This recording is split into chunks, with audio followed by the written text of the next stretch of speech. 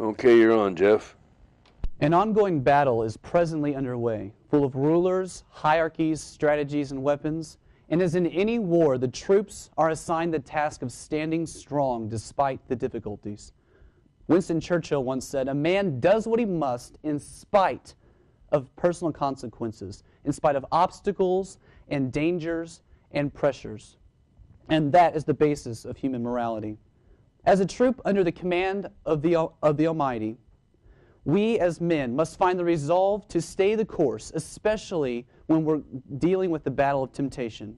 A prime example of one of God's finest staying the course despite great opposition was Joseph. Although the enemy used one of his most powerful weapons, a temptress, Joseph, after being given every opportunity to give in, remained strong and resolved to stand firm. Which is why today I want us to discuss 3 reasons to find resolve from Joseph's example. 3 reasons to find resolve from Joseph's example, from Genesis 39, verse 9.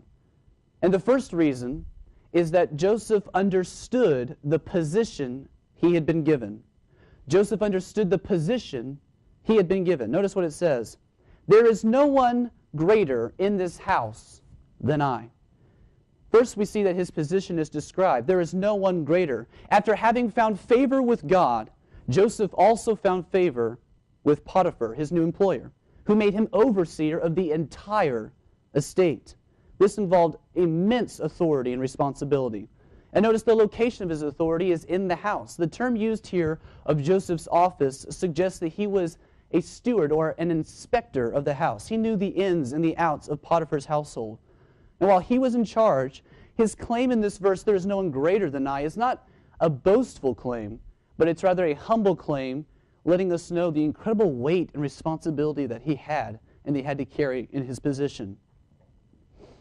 The idea of no one else is greater than I also suggests that Joseph was set apart. He was set aside. He was above the other servants of the Potiphar household. Perhaps the reason that he says this now to his temptress is to let her know what kind of position that she is setting himself up for. For him to do what she was asking him to do meant that he would have to be willing to risk far more than anyone else in the Potiphar household. In the same way, when we face temptation in our lives, it is important to evaluate the position that we are in. This is the first reason Joseph finds resolve and stands strong. This leads us to the second reason for Joseph's resolve. And the second reason is that Joseph understood the power that had been entrusted to him. Joseph understood the power that had been entrusted to him. Notice the freedom that is bestowed. It says, "And he has withheld nothing from me except you, because you are his wife." The he that Joseph refers to is Potiphar himself. And Potiphar was a prestigious man. As we've mentioned, he is a well-respected individual in the Egyptian community. And notice the extent of the freedom that he has given to Joseph. Since Joseph proved trustworthy enough to need no oversight, or very little oversight, his master didn't worry himself over anything except for that which was closest to him, including the meals that he ate and the very personal affairs of his life. In fact, some say that Potiphar knew nothing except for that which was placed directly before him and passed directly over his eyes. In similar ways, many of us as future pastors or teachers or leaders might be handed incredible freedom. Maybe we're handed incredible freedom in the way we spend our time and with who.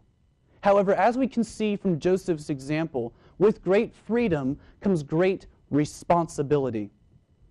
And how we handle that freedom will decide what kind of men that you and that I am. Notice the exception, though.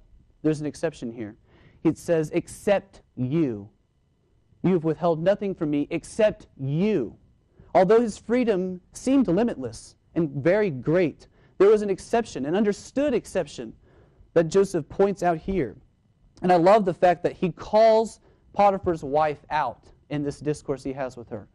The very one that's facing him in stark temptation. Joseph voices the exception, not only to reiterate his conviction, but to let his temptress know what she is doing.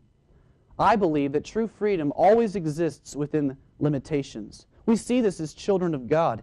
Embracing those limitations rather than finding loopholes around them will help us to enjoy the freedom that God has given us even more. Joseph understood that while he was free, he was still limited. And he knew what his limits were, even though they were not explicit or spoken.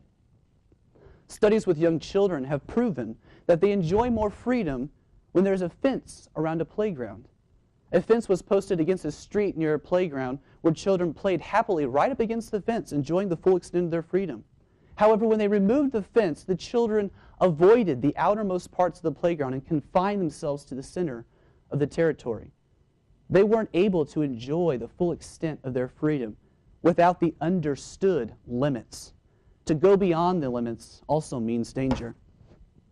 And notice the explanation for the exception that Joseph relays to us. Except you, because you are his wife. While the reason seems obvious, obviously this reason didn't seem to matter much to Potiphar's wife. Not only is she married, but she is married to his employer. And to sin in this way would not only be sin of adultery, but it will be sin of deception. It's not too forward to recognize that in the heat of temptation, Joseph is able to see not only the moral issue at hand, but the ethical obligation and logical obligations he has to his employer and to his God. He voices these things in order to give the readers a glimpse into how he thought through his decision and how he made his resolve. It's crucial for us that as we're faced with temptation, that we don't forget our morals or listen to simple reason. In finding resolve against temptation, choose today to state the obvious about sin. Call it out, as Joseph did. Name it, and it will be that much harder to succumb to it. This brings us to the third and final reason Joseph found resolve, and that's Joseph understood the person he would most offend. He understood the person he would most offend. I love what it says here. How then could I do this great evil and sin against God? How then could I do this great evil and sin against God? As mentioned before, Joseph again emphasizes that to give in to the sin would be a gross violation of not only his ethical convictions, but his loyalty to God and to Potiphar. While tempted, he reminds himself in this short verse that he is not playing with trivial sin, but deep, gross, great evil. As we are tempted in looking for ways to find resolve, it is important for us to remember the magnitude of the sin and all that is at stake. There is always, always more at stake than what is seen, which leads us to the person that Joseph would most offend, and that's God, and sin against God. Another man said something to this effect in the Bible, and that man was David, who offers an antithesis to Joseph's example here. Rather than resolving not to sin, Joseph pursued sin and gave in to sin. And after being convicted in his desperate confession states in Psalm 51, against you and you only I have sinned and done what is evil in your sight. If it is any consolation, always remember when faced with temptation that your fellowship with God is at stake when sin is on the line. There are several obvious applications that we as Christians can take out of this passage. The first being, understand the freedom that you have been given and how to live in that freedom. Also understand that even in freedom there are limitations that allow us to enjoy more fully the freedom that God has bestowed on us. Also, choose today to step back and look logically and reasonably at the situations that we are being tempted with. Choose to call out sin, name it. And finally, find resolve by realizing the magnitude of the sin you're being tempted with, and understand that giving in to sin upsets God Himself and tarnishes our relationship with Him. The battle is a tough one. The fight is fierce, and the enemy is cunning. Will you choose to stand firm, or will you choose to change sides?